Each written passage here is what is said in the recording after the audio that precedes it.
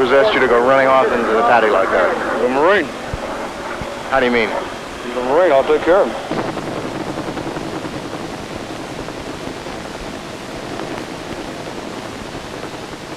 I got a lot of pain in that left ankle. That's a good sign. It's that sharp pain that you get when you got nerves, you know. It's that sharp nerve pain. Burning. They do all they can to save that leg. I know. I know there's not much left because I was carrying that damn thing in my hands all the way back. I was afraid the whole thing was going to come off.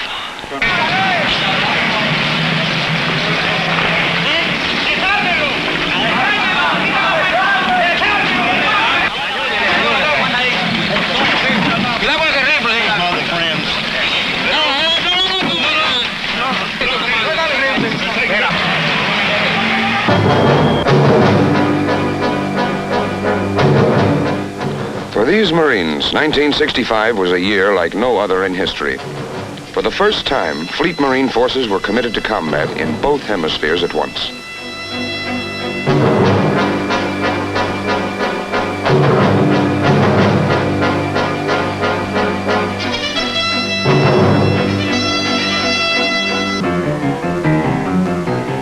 In the Dominican Republic, violence flared, endangering the security of the hemisphere. The Marines were sent in.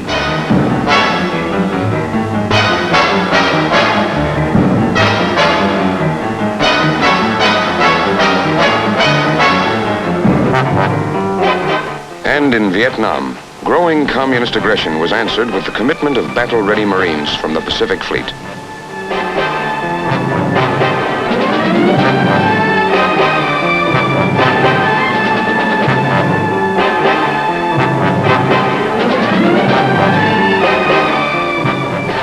All in all, it was quite a year. This is the story of it.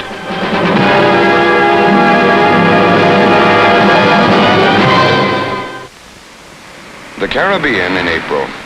Blue water, gentle surf, sunlit, leisurely beaches.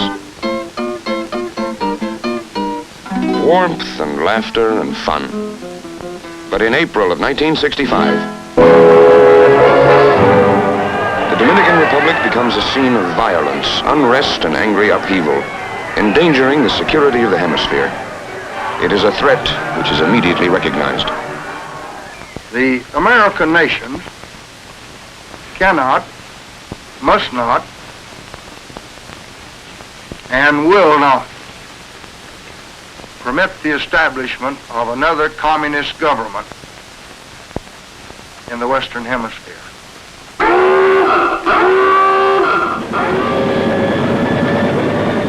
On April 28th, word comes to the carrier Boxer that help is needed in Santo Domingo.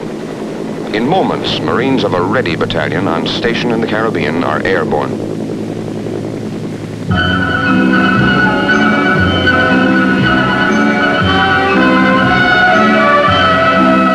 Like two other such ready battalions on board ships in the Mediterranean and in the Far East, the unit from the Boxer is able to react literally on a minute's notice.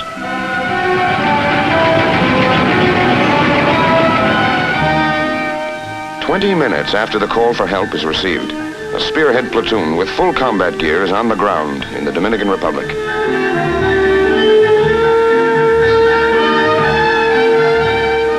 Quickly, the platoon sets up a defense perimeter to assure the safety of the American embassy and of civilians who have taken refuge in the Ambassador Hotel.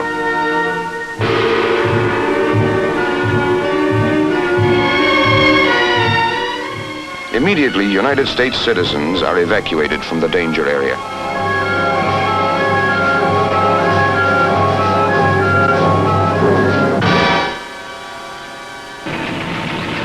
As the situation in Domingo grows worse, the company follows the platoon ashore.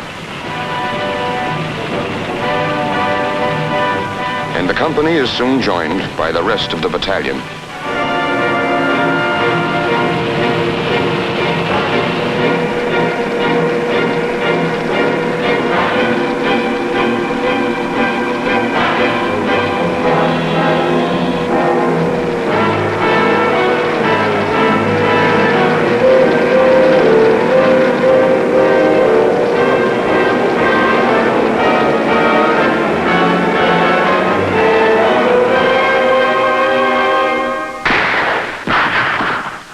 of the first jobs is to clear a corridor for necessary movement and communications, and to provide a buffer zone, a neutral area between rebel forces and Dominican government troops.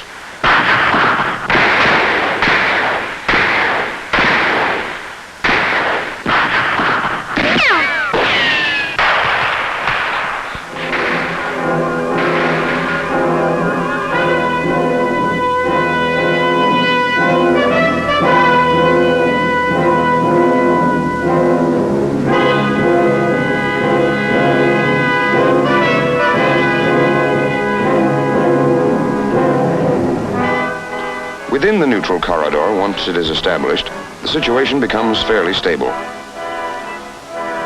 But to wander out of it, even by mistake, can mean trouble.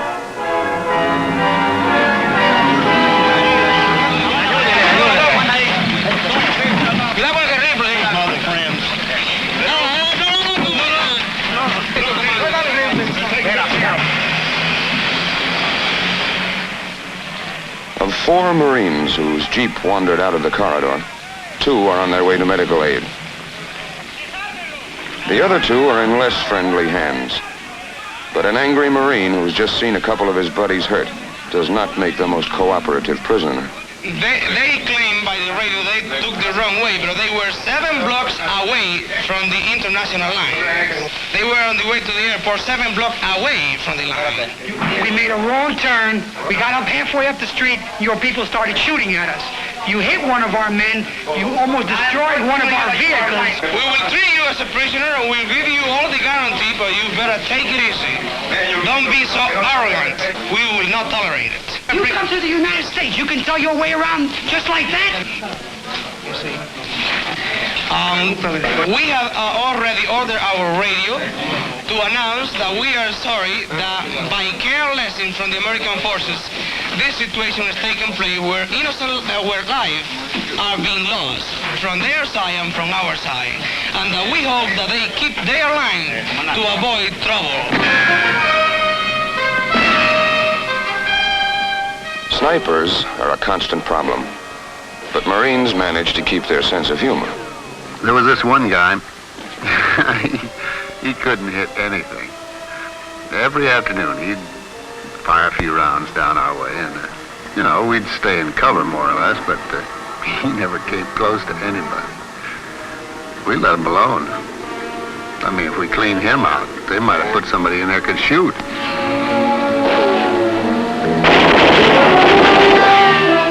Other times, the sniper problem requires action.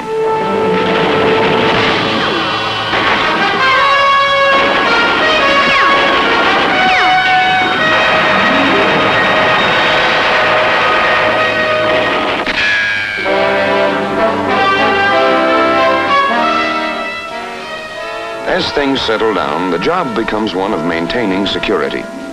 This means, among other things, a constant and careful search of all civilian traffic through the neutral corridor.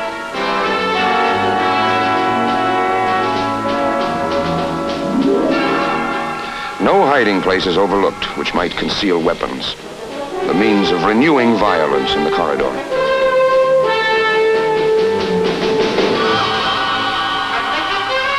So the Marines remain in Santo Domingo, ready to stay until the danger is past and order fully restored.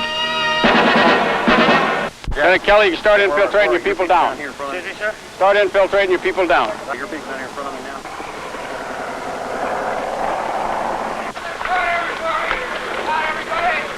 Not everybody.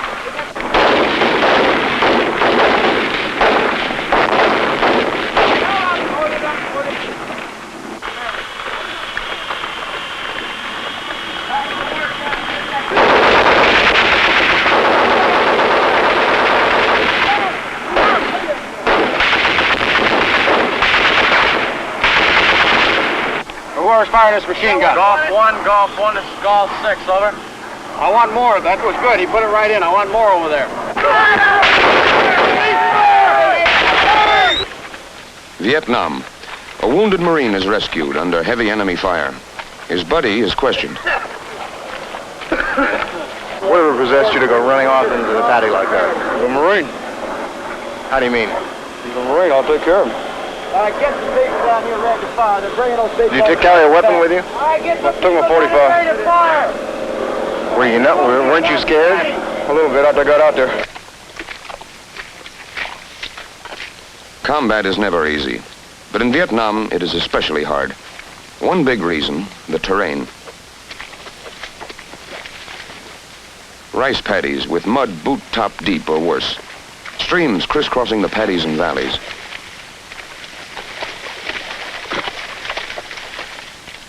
Hills, steep and unfriendly as those in Korea.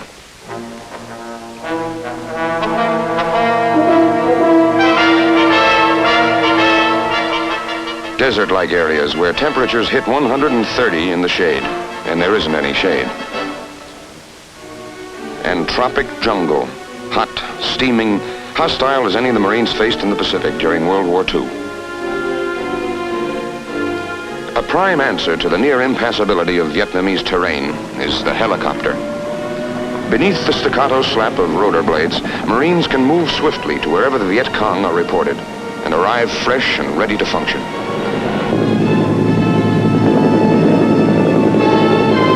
Of course, to Marines, this is no new concept.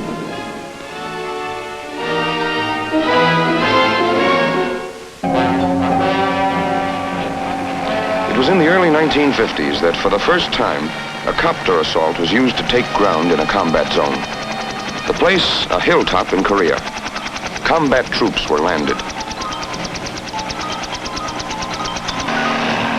So were full supplies for their assault. Though it had never been tried before, it had been carefully worked out in advance. The operation was successful. The people who did it were United States Marines.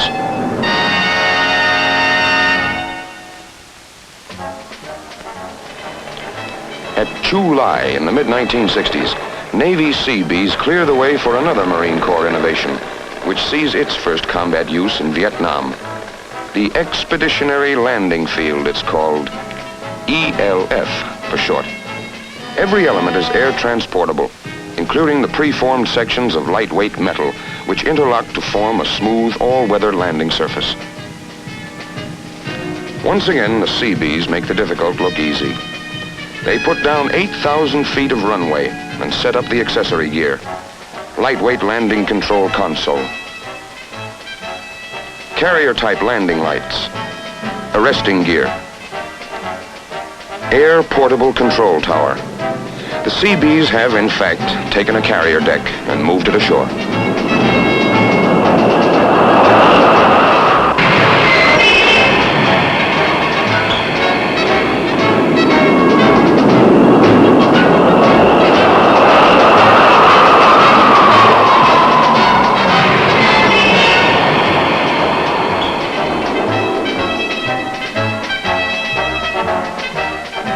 The first Skyhawk jets to arrive are quickly readied for action.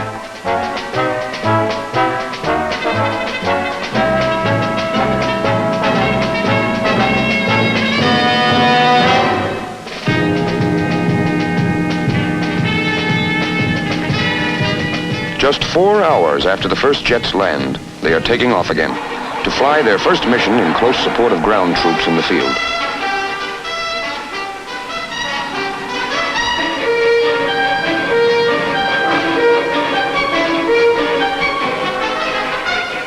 The forward air controller with the ground forces is a combat pilot himself. Talking directly to the jets, he pinpoints targets for them.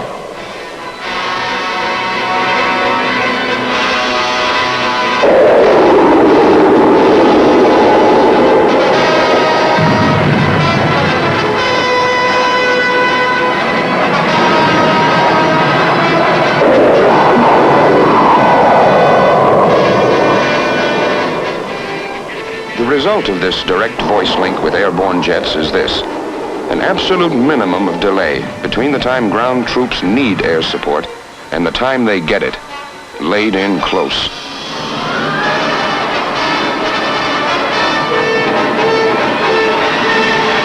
The combat success of the Expeditionary Landing Field is another index of Marine Corps mobility.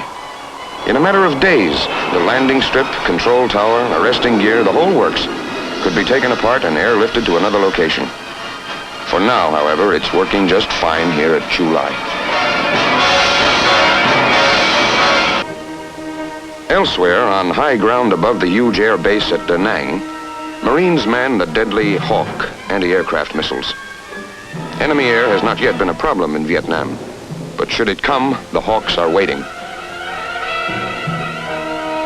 Below, on the field at Da Nang itself, the business of delivering destruction to the Viet Cong in the paddies and jungles is a round-the-clock job. Marine Phantom jets are doing a big part of that job. And it is this kind of weapons system, this complexity and sophistication of striking power, which leads observers to use the term the new breed in speaking of today's Marine.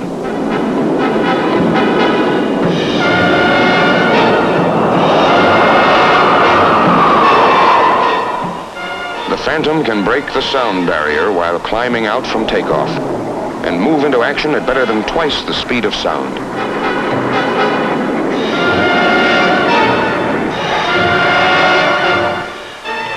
The armament that they can deliver offers wide flexibility too, ranging from bombs and 20-millimeter cannon to rockets and bullpup missiles.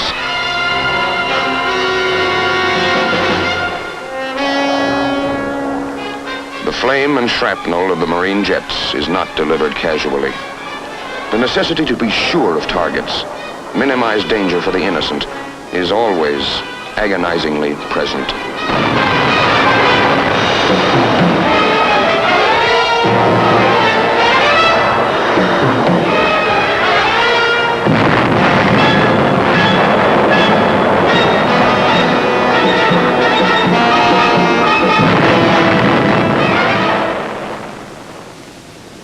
For some, the price of humane hesitancy comes high, like this Marine colonel, hit while controlling jet air support from a low-flying copter.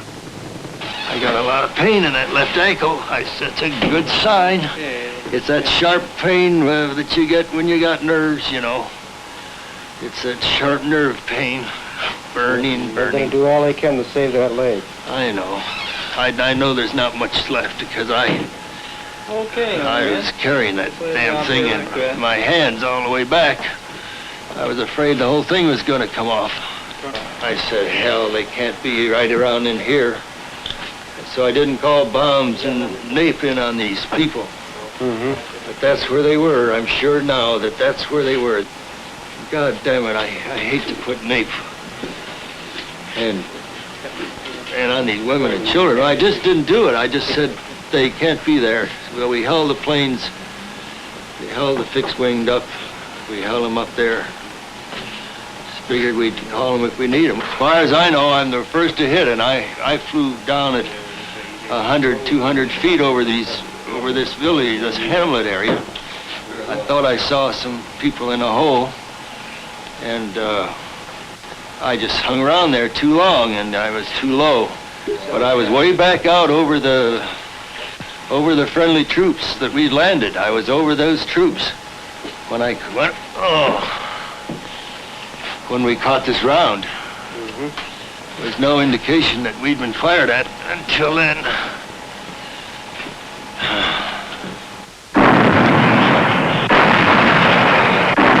Since all their operations are in coastal areas, the support of naval gunfire is something the Marines in Vietnam can always count on.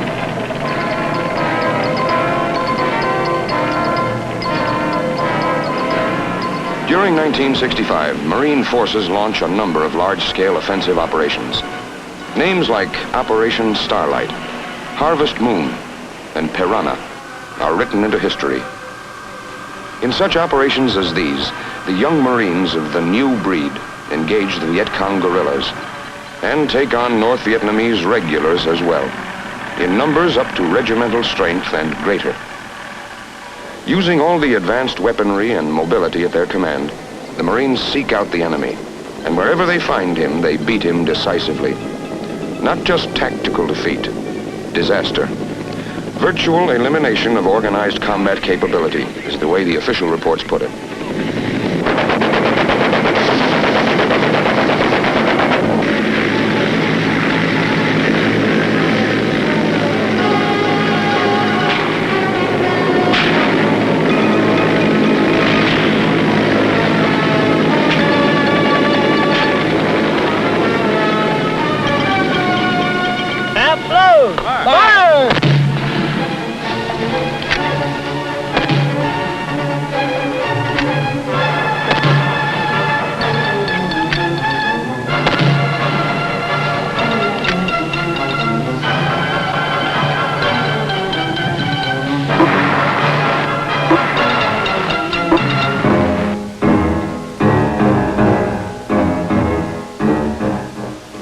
In their first major trial by fire, youngsters who were too young even to read about Korea work with a cool professional skill that leads one old-timer to remark, Well, they're young Marines. They're just as good Marines today as they were 15 years ago, and possibly a lot better as far as intelligence and their capabilities are concerned. They're real fine as far as I'm concerned. Some of the troops went into here just now, though, didn't they? Yeah, the battalion CP is setting up over in this area here.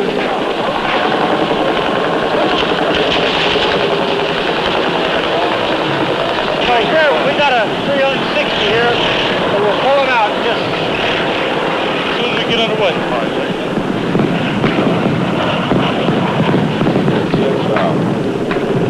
One, this is 6, over. This is 6, roger, we've got it now, John. I want you to set up your hasty defense in there real quick, get your gun set in, then check it out if you like.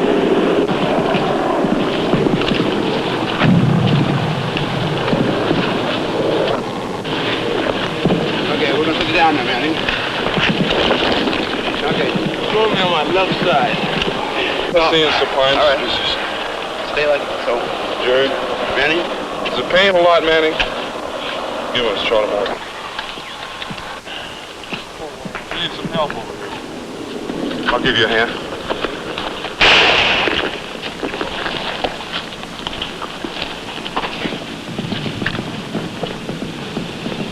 Okay. Don't put water on the face.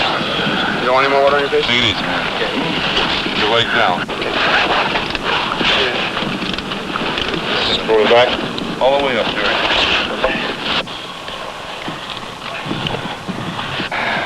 Lay still, man. Okay? Evacuate the man to the rear to where we can get him out on a chopper. Do you understand? Over. the chopper saves a lot of lives in Vietnam. In minutes, a man can be airlifted direct from combat to an aid station, where the compassionate skill of Navy surgeons is ready and waiting. That'll do till then. Marine casualties have been light in Vietnam, but there is no warfare without its pain, both felt and shared.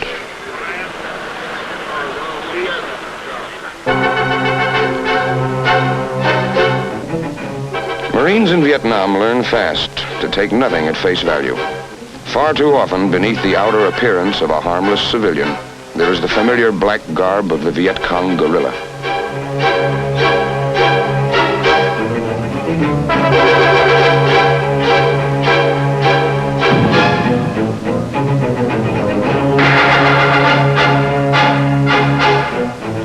The Viet Cong is a tough, ruthless jungle fighter, experienced in being hard to find. But in places like Tarawa, Okinawa, Iwo Jima, the Marines have learned too.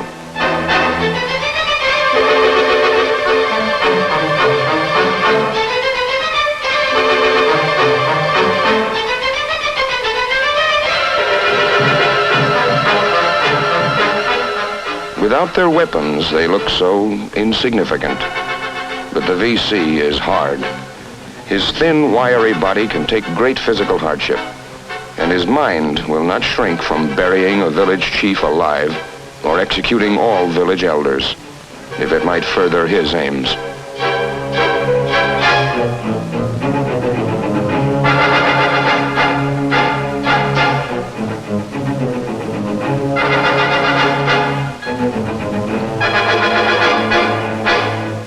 Hard as he is, however, the Viet Cong is no Superman. He can be beaten on his own ground and beaten badly. In operations like Starlight and Harvest Moon and Piranha, the Marines have demonstrated this beyond anyone's doubting, including the Viet Cong.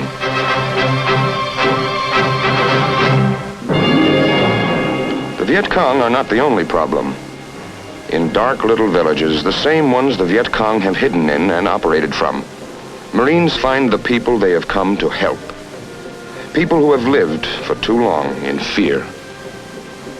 Well, the Vietnamese are a wonderful people as far as I'm concerned, and they need help, and we're a strong nation, and we can give them help, and they've asked for the help, so we're here. Well, I've always had the feeling that if we could get the feeling across to the people of Vietnam that the people of the United States were behind them and wanted them to be free, to have the things that they had been denied for so many years, that we could possibly bring peace to these people.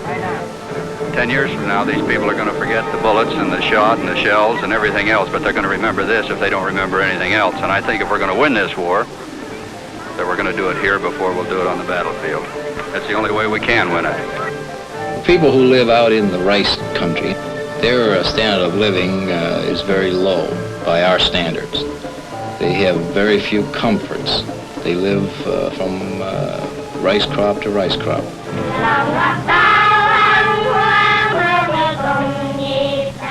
This is the other war in Vietnam, the one in which American fighting men are working with Vietnamese civilians to build hope and strength for the future. It takes many forms. Standing guard, for example, over the harvesting of rice for a village which for years has paid a big part of each crop to the Viet Cong. Helping them bring it in and store it, letting them see that they and their crops are going to be safe from now on. It's simple and it's practical. It's appreciated and it works.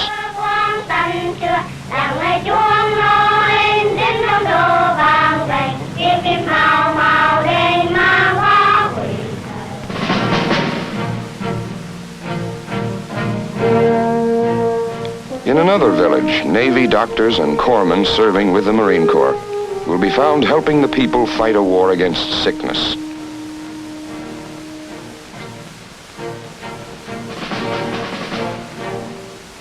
Teaching the fundamentals of sanitation, waging combat against infection.